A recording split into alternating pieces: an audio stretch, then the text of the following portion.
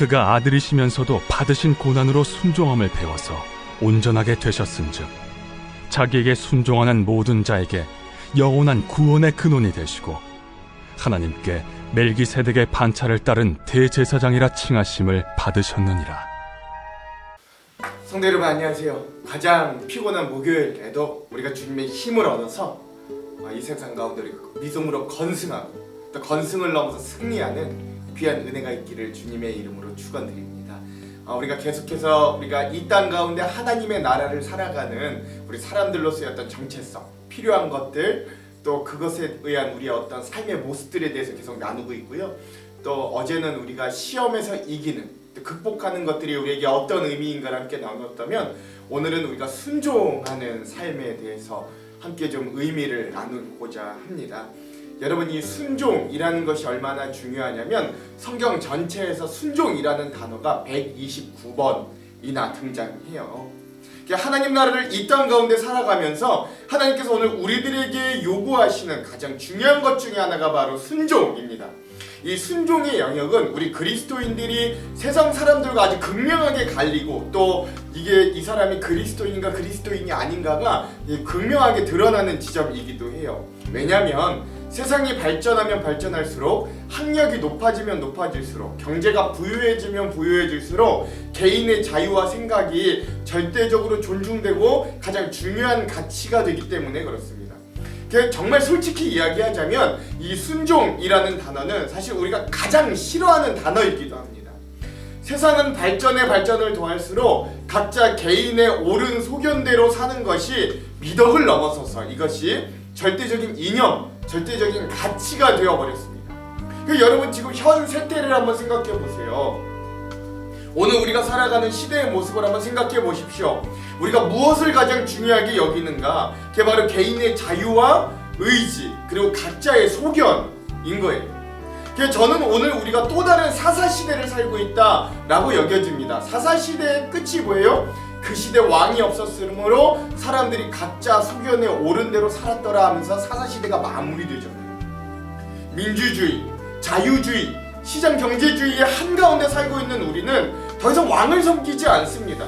왕을 필요로 하지도 않아요. 그래서 우리는 각자의 옳은 소견대로 살아가는 시대, 그리고 그렇게 살아가기를 강요받는 시대에 살아가고 있어요. 오해하지 마십시오. 그렇다고 저는 여러분들에게 맹신과 광신적인 믿음을 요구하는 건 아닙니다. 그러나 오늘 우리가 자신의 뜻을 내려놓고 하나님의 뜻에 따를 때에 그리고 그것에 과감하게 선택해야 하는 모든 곳에 우리가 이런 세상의 흐름 속에서 너무 쉽게 패배하고 넘어지는 모습이 안타까워서 이런 말씀을 드리는 거예요. 그럼에도 불구하고 우리가 예수 그리스도를 닮아가고 따라갈 때 우리에게는 필수적으로 요구되는 것이 바로 이 순종입니다. 그래서 우리가 이런 순종에 대해서 좀 깊이 생각할 필요가 있어요. 왜냐하면 첫째, 하나님께서는 순종을 제사보다도 낮게 여기기 때문에 그래요. 요즘 말로 바꾸자면 하나님은 우리가 백날 이 자리에 앉아 예배드려도 우리의 삶 가운데 하나님의 말씀에 순종하는 모습이 보이지 않으면 그거 기뻐하지 않으신다라는 거죠. 사무엘상 15장 22절을 제가 한번 읽어볼게요. 사무엘이 이르되 여호와께서 번제와 다른 제사를 그의 목소리를 청종하는 것을 좋아하심 같이 좋아하시겠나이까. 순종이 제사보다 낫고 듣는 것이 순양의 기름보다 나으니 아멘. 이렇게 되어 있습니다. 그러니까 하나님은 오늘 제사보다도 예배보다도 오히려 우리의 삶 가운데 주님의 뜻대로 순종하며 사는 것을 더 기뻐하신다. 예배가 중요하지 않다는 말이 아니라 그만큼 순종이 중요하다라는 걸 의미하는 거죠. 두 번째 순종이 중요한 이유는 우리가 따라가는 우리가 닮아가길 원하는 마지막 표대인 예수 그리스도께서 순종의 사람 그 자체셨기 때문에 그래요. 그러니까 그분이 순종의 사람이었으니까 우리가 그분을 따라가는 우리도 순종이 중요한 거죠. 그가 절대자적 이 신의 자리를 내려놓고 하나님의 자리를 내려놓고 인간의 몸을 입고 오시는 것도 아버지의 뜻에 순종하셨고 3년 동안 공생의 사역을 하심에도 하나님 아버지의 말씀에 따라 말씀하시고 아버지의 뜻에 따라 순종함으로 사역한다고 본인이 말씀하셨어요. 그래서 이런 예수 그리스도의 모습을 통해 순종이라는 건 자신의 이성, 지식, 능력을 뛰어넘어서 yes, 내라고 하는 것이라고 이야기할 수 있는 거죠. 즉 순종이란 내가 익숙한 것, 내가 그동안 해왔던 것, 이런 것을 벗어나서 하나님의 손에 의지하여 내 지도 밖에 있던 곳으로 행군하는 것, 그것을 순종이라고 하겠습니다. 그래서 우리 그리스도인들은 세상이 내어준 길을 따라가는 사람들이 아니라 오히려 그것들을 거부하고 하나님께서 가라고 하시는 그곳에 길을 내며 가는 프론티어들, 순종자들이라고 할 수 있겠죠. 그리고 그 첫 시작이 바로 순종입니다. 현대 우리 교회의 커다란 비극은 믿음으로 부름받은 사람들은 많은데 이런 순종으로 부름받은 사람들은 점점 적어진다라는 사실이에요. 성령 충만한 생활을 하면서 끊임없이 공격하는 사단의 시험을 이겨내는 믿음도 귀합니다. 그러나 그리스도인들이 자기 믿음을 지키는 데에만 그치지 않고 주님의 일을 적극적으로 감당하면서 예수 그리스도를 따라가며 순종하는 자세가 필요해요. 우리 여기까지 나아가야 합니다. 그래서 우리가 이 땅 가운데 하나님의 나라를 살아가려면 우선 먼저 예수 그리스도를 따라가고 닮아가는 순종의 길을 살아내야 되는 겁니다. 그리고 그 예수 그리스도를 따라가고 닮아가는 것 중에 예수님께서 직접적으로 자신을 닮으라 나를 본받으라 하신 지점이 바로 종의 모습을 지고 섬기는 것, 즉 종의 큰 가장 미덕인 순종의 모습이다 라고 할 수 있는 거예요. 나를 드러내고 나의 뜻을 관철시키려는 세상과는 완전 정반대의 길이라고 할 수 있는 거죠. 한편 성경에서도 하나님께서 사용하시는 사람들을 곰곰이 잘 살펴보면 그 사람들이 부각되는 지점은 그들의 성격, 지적 능력, 경제 상황, 힘과 권력, 실력 이런 지점이 아니었어요. 다른 것들은 좀 부적격의 사람이라 할지라도 그들에게는 하나님께서 기뻐하시는 순종의 모습을 갖춘 사람들이었습니다. 여러분 대표적으로 아브라함의 모습을 보세요. 그는 하나님께서 고향과 친척과 아비집을 당장 떠나라고 말씀하시고 내가 약속할 땅, 그냥 그 땅이 어딘지도 말씀하여 주시지 않았는데도 순종하여서 그 말을 들음과 동시에 짐을 싸고 하나님께서 말씀하신 약속을 위해 떠날 수 있는 순종의 사람이었어요. 거기서 끝나지 않고 심지어 자신이 100세의 아들, 자신의 아들을 도로 달라고 하나님께 믿기지 않을 만큼의 순종을 보이잖아요. 다시 그 아들을 하나님께 드리잖아요. 다윗, 그는 자신의 신분이 왕이었어도 하나님께서 그를 잘못하였다 꾸짖으면 무릎 꿇고 순종하고 인정하는 순종의 사람이었어요. 베드로 한번 보십시오. 예수님께서 그를 처음 부르실 때 그는 밤새도록 그물질을 하였으나 한 마리도 못 잡은 상황이었어요. 평생을 어부질로 잔뼈가 굵은 그가 어디서 한번 본 적도 없는 예수님의 깊은 곳, 저 오른쪽으로 그물을 던지라 하는 말에 순종해요. 그리고 그는 예수님을 만나 이제부터는 물고기를 낚는 어부가 아니라 사람을 낚는 어부가 되라는 명령에 순종하여 예수님의 제자, 그리고 전 세계에 복음을 전하는 사도가 됩니다. 그리고 오늘 우리가 그렇게 따라가려고 애쓰는 우리의 믿음의 표대 되신 예수님께서도 자신이 하나님의 뜻에 순종하여 십자가를 지셨어요. 그 구원을 완성하신 거죠. 내 원대로 마시옵고 아버지의 뜻대로 하시옵소서라며 그분은 순종의 아들로 자신을 드리는 거예요. 그래서 오늘은 우리가 이 땅에서 하나님의 나라를 살아가면서 이 절대적으로 필요한 순종에 대하여 함께 은혜를 나눠보기로 합니다. 특별히 우리 순종에 대해 세 가지를 한번 나눠보도록 하겠습니다. 첫 번째, 제일 먼저 순종은 자기 포기와는 뗄래가 뗄 수 없는 관계라는 걸 여러분 기억하셔야 돼요. 순종은 뭐와 관련되어 있다고요? 자기 포기와 연관되어 있습니다. 그러니까 자기 포기가 되지 않으면 순종을 할 수 없는 거죠. 내 것을 버리고 내 것을 내려놓고 하나님의 길을 선택하는 그곳에서 순종이 시작됩니다. 그리고 그러한 예수님께서는 순종에 대하여 이렇게 말씀하시죠. 요한복음 12장 24절입니다. 내가 진실로 진실로 너희에게 이르노니 한 알의 밀이 땅에 떨어져 죽지 아니하면 한 알 그대로 있고 죽으면 많은 열매를 맺느니라. 아멘. 이와 마찬가지로 그리스도인이 열매 맺기 위해서도 순종의 자기 포기, 자기 죽음이 필요합니다. 이 죽음이란 구체적으로 우리의 자존심의 죽음이고 우리의 특권의 죽음이고 우리의 편견의 죽음이고 우리의 야망의 죽음이고 우리의 안락의 죽음이라 라고 할 수 있습니다.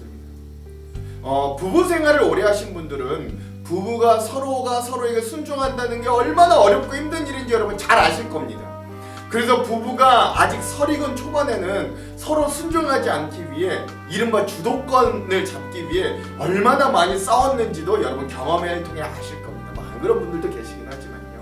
그래서 사실 다른 상황과 다른 환경에서 자란 두 남녀가 한 가정 안에서 함께 살아간다는 건 거의 불가능에 가까운 일이지만, 그러나 놀라운 건 그런 서로가 자기 자신을 내려놓고 자기 자신을 포기할 때 비로소 두 사람이 한 지붕 안에서 같이 살아갈 수 있음을 우리는 부부 생활을 통해 배우게 되는 거예요. 야, 부부야말로 자기 포기, 자기 죽음의 결정체구나. 이거를 삶을 통해 알게 되는 거죠. 그리고 부부의 서로에 대한 순종의 열매를 통해 우리는 세상 어디에서도 맛볼 수 없는 가정에서의 행복과 평안과 안락의 결과를 누리게 됩니다.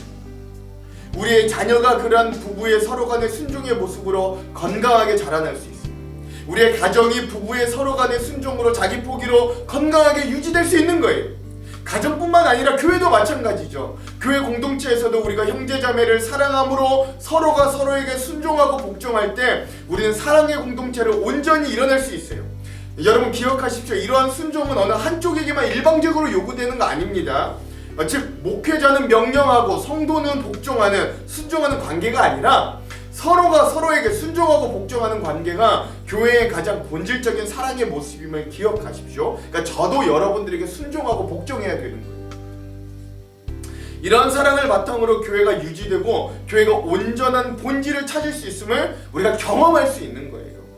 그리고 이건 비단 가정과 교회뿐만 아니라 세상과 직장에서도 마찬가지로 유지되는 원리라 하겠습니다. 즉 나를 포기하고 버리는 하나님의 미랄의 썩음의 순종이 결국 많은 열매를 맺을 수 있음을 여러분 기억하십시오. 그러니까 순종은 자기 포기 없이는 이루어질 수 없는 거예요. 그러나 자기 포기를 동반한 순종은 많은 열매를 맺게 되는 거죠. 즉 오늘도 이렇게 순종의 사람들로 많은 열매를 맺을 수 있는 자기 포기의 사람이 되시길 주님의 이름으로 축원합니다. 두 번째, 순종은요, 이 순종 자체가 복의 통로가 됩니다. 성경에 보면 하나님께서 가장 기뻐하시는 일 중에 하나가 순종이에요. 제가 앞서서 말씀드렸죠. 성경에 129번이나 등장한다고요. 그리고 하나님이 가장 싫어하는 사람들, 특히 구약에서 하나님의 평가에 하나님이 싫어하고 하나님이 아주 나쁘게 평가한 사람 뭐냐면 너는 순종하지 않았다. 이게 하나님의 가장 나쁜 표현이거든요. 그러니까 반대로 가장 좋은 표현은 하나님께 순종하는 자가 하나님께는 가장 좋은 표현의 자예요. 그러니 하나님께서 이런 자들에게 얼마나 복을 많이 내리시겠어요. 여러분 제가 여기에 긴 말하지 않고요. 성경에서 순종하여 받는 복에 대해 한번 제가 쭉 나열해 볼게요. 한번 들어보십시오. 베드로전서 1장 22절을 보면 너희가 진리를 순종함으로 너희의 영혼을 깨끗하게 하며 거짓이 없이 형제를 사랑하기에 이르렀으니 마음으로 뜨겁게 서로 사랑하라. 아멘. 이렇게 돼 있어요. 즉 우리가 진리의 말씀에 순종하면, 하나님의 뜻에 순종하면, 첫째 어떻게 되냐면 영혼이 깨끗하여지고, 둘째 형제를 뜨겁게 사랑할 수 있게 되더라. 이런 복을 얻더라 라고 베드로 사도는 이야기하고 있습니다. 출애굽기 15장 26절을 보면 순종은 우리의 육신의 병을 회복시켜요. 이르시되 너희가 너희 하나님 나 여호와의 말을 들어 순종하고 내가 보기에 의를 행하며 내 계명에 귀를 기울이며 내 모든 규례를 지키면 내가 애굽 사람에게 내린 모든 질병 중 하나도 너희에게 내리지 아니하리니 나는 너희를 치료하는 여호와임이라. 아멘. 이사야서 1장 19절을 보면 우리가 순종함으로 땅의 아름다운 소산을 먹는다고 약속하여 주십니다. 잘 들어보세요. 너희가 즐겨 순종하면 땅의 아름다운 소산을 먹을 것이요. 아멘. 그러니까 즉 순종하는 자는 이 땅에서의 복, 즉 건강과 물질의 풍성함도 하나님 충분히 누리게 해주신다 약속하여 주시는 거예요. 또한 요한복음 14장 23절을 보면 예수께서 대답하여 이르시되 사람이 나를 사랑하면 내 말을 지키리니 내 아버지께서 그를 사랑하실 것이요 우리가 그에게 가서 거처를 그와 함께 하리라. 아멘. 이렇게 되어 있습니다. 즉 우리가 주님의 말씀에 순종하면 하나님께서 우리의 거처에 오셔서, 즉 우리의 생활 중에 찾아오셔서 우리와 함께하여 주시고 동행하여 주시는 복으로 함께하여 주신다고 약속하여 주시는 거예요. 놀랍죠? 요한일서 3장 22절을 보면 무엇이든지 구하는 바를 그에게서 받나니 이는 우리가 그의 계명을 지키고 그 앞에서 기뻐하시는 것을 행함이라. 아멘. 이렇게 되어 있어요. 즉 여기서는 순종하는 자는 무엇이든지 구하는 바를 하나님께 얻어내는 삶을 산다고 이야기하는 거예요. 여러분 얼마나 놀랍습니까? 단 여기에 중요한 단서는 하나님께서 기뻐하시는 뜻에 순종하고 행하는 자, 그가 받을 복이다 라는 걸 여러분 기억하셔야죠. 제가 순종에 대한 말씀을 찾아보면서 이 순종에 대한 복이 이렇게 많음을 알게 되고 깜짝 놀랐어요. 그러므로 사랑하는 성도 여러분, 이 말씀들에 의거하여 순종의 이 많은 복을 누리고 받으시는 저와 여러분 되시기를, 이 좋은 순종을 행할 수 있는 저와 여러분 되기를, 복의 통로가 되시기를 주님의 이름으로 축원합니다. 마지막, 그리고 세 번째, 그래서 이 순종은요 확장되어 가는 거예요. 확장되어 가죠. 그리스도인들의 어떤 절대적인 순종의 대상이 하나님이시지만 또한 가정, 교회, 사회 속에 사는 그리스도인들이 순종해야 될 대상들이 있음을 성경은 우리들에게 알려줍니다. 에베소서 5장을 보면 가정에서는 배우자와 부모에게 서로 순종하라고 말씀하셔요. 베드로전서 5장에 보면 교회에서는 교회 지도자들에게 순종하라고 말씀하십니다. 골로새서 3장에 보면 육신의 상전들에게도 너희가 순종하라고 이야기하시고, 로마서 13장에도 보면 합법한 권세자들에게 너희는 순종하라 라고 이야기하고 있어요. 즉 세상 가운데서도 하나님은 우리들에게 순종의 태도와 자세를 요구하십니다. 이 순종은 여러분 근데 오해하지 마십시오. 아무 생각 없이 따르려는 맹종과 맹신을 요구하는 말씀이 아니에요. 그렇죠? 불의한 것마저도 따르라는 게 아니죠. 그리고 이들에게 어떤 상황 가운데서도 절대적으로 복종하라는 말씀은 또 아니에요. 이들이 합법하고 하나님께서 인정하시는 질서에 부합한 사람들일 경우 우리는 순종하는 자세로 이들을 대해야 한다라는 것들을 이야기합니다. 그리고 때때로 또 반대로 주님께 순종하기 위해, 주님의 의로움에 우리가 참여하기 위해 또한 이들에게 불복해야 할 때도 있음이 종종 있다. 여러분 이것도 기억하시기 바라요. 그럼에도 불구하고 오늘 우리 그리스도인들이 이 세상살이에서의 기본적인 태도는 질서에 순응하고 상관에 순종하고 질서를 해치지 않는 선한 순종의 자들이 되라 라는 것들이 성경의 기본 원리다. 이거 여러분 기억하시기 바랍니다. 그래서 사도 바울은요 로마서 12장 1절과 2절에서 이렇게 말씀해요.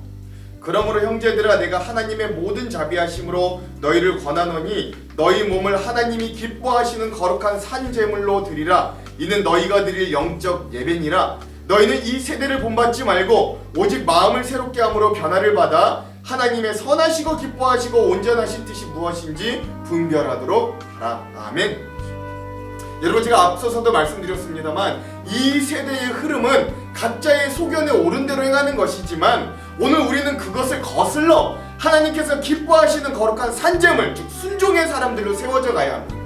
어떤 사람이요 여러분 열기기를 타고 있다고 한번 생각해 봅시다. 근데 여러분 그거 아십니까? 열기구에 처음에 모래주머니가 많이 달려있어요. 근데 이 사람이 좀 더 높은 곳에 올라가고 싶다면 뭘 해야 될까요? 그쵸? 그 열기구에 달려있는 모래주머니를 하나씩 끊어내면 됩니다. 그 모래를 하나씩 뚫어서 흩어내리는 거예요. 오늘 우리가 타고 있는 이 그리스도의 제자, 이 믿음이라는 열기구에서 우리가 더 높이 올라가기 위해서는 오늘 우리가 순종하는 마음으로 육신의 문제라는 모래주머니, 세상과 악에 속한 유혹이라는 모래주머니, 그동안 내가 붙잡고 있었던 고집과 자존심이라는 모래주머니, 내가 쥐고 있던 수많은 모래주머니를 버리고 순종이라는 불을 더 지펴 올릴 때 우리의 신앙은 더 높은 곳으로 영적인 축복의 산으로 올라가고 도달할 수 있음을 여러분 기억하시기 바랍니다. 그러므로 오늘 하루를 살아가실 때 이러한 순종의 길을 걸어가심으로 수많은 열매 또 복의 통로가 되시는 저와 여러분들, 또 그것이 확장되어서 우리가 어디에 있든지 하나님께 순종하듯 또 최선을 다해서 이 순종의 삶을 살아내는 귀한 저와 여러분 오늘 하루 되시기를 주님의 이름으로 축원합니다. 기도하겠습니다. 하나님, 오늘 우리도 예수님을 닮아 순종의 사람들이 되기를 원합니다. 내 원대로 마시고 아버지의 뜻대로 하시옵소서. 이런 순종의 마음과 모습이 우리의 삶에서도 묻어날 수 있도록 주님 우리와 함께하여 주시고, 오늘 우리가 이 순종함으로 주님께서 약속하여 주신 귀한 복을 얻어내고 복의 통로가 되고, 또 이 순종이 확장되어 우리의 가정과 교회뿐만 아니라 우리의 직장과 세상 가운데서도 우리가 순종의 사람으로 향기를 낼 수 있도록 인도하여 주셔서 하나님, 오늘 자기 포기, 오늘 자기를 내려놓는 귀한 성숙한 믿음의 순종의 사람들로 오늘 우리가 세워질 수 있도록 우리와 함께하여 주시옵소서. 그렇게 하실 주님을 기대하오며 예수님 이름으로 기도합니다. 아멘. 오늘은 유은성 전도사님의 하나님 아버지의 마음이라는 찬양을 듣고 오늘 영상을 마무리하도록 하겠습니다. 그럼 사랑하는 성도 여러분, 오늘 하루도 승리하세요. 사랑하고 축복합니다.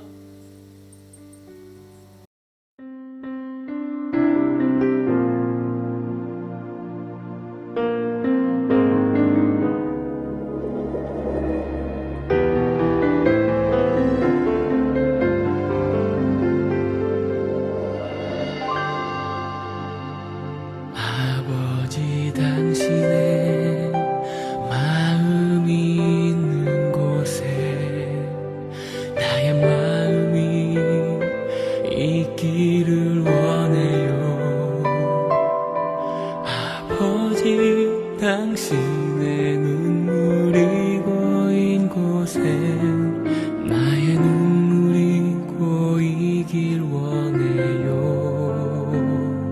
아버지 당신이 바라보는 영혼에게 나의 두 눈이 향하길 원해요.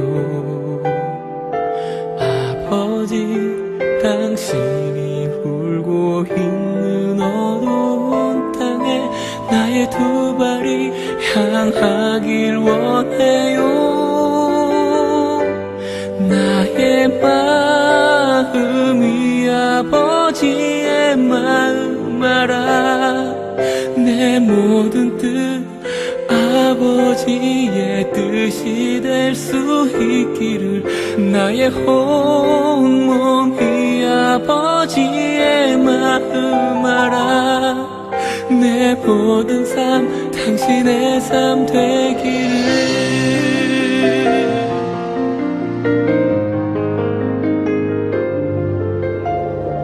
아버지 당신의 마음이 있는 곳에 나의 마음이 있기를 원해요. 아버지 당신의 눈물이 고인 곳에 나의 눈물이 고이길 원해요. 아버지 당신이 바라보는 영혼에게 나의 두 눈이 향하길 원해요. 아버지 당신이 울고 있는 어두운 땅에 나의 두 발이 향하길 원해요. 나의 마음이 아버지의 마음 알아. 내 모든 뜻 아버지의 뜻이 될 수 있기를. 나의 온몸이 아버지의 마음 알아. 내 모든 삶 당신의 삶 되기를. 나의 마음이 아버지의 마음 알아. 내 모든 뜻 아버지의 뜻이 될 수 있기를. 나의 온몸이 아버지의 마음 알아. 내 모든 삶 당신의 삶 되기를. 내 모든 삶 당신의 삶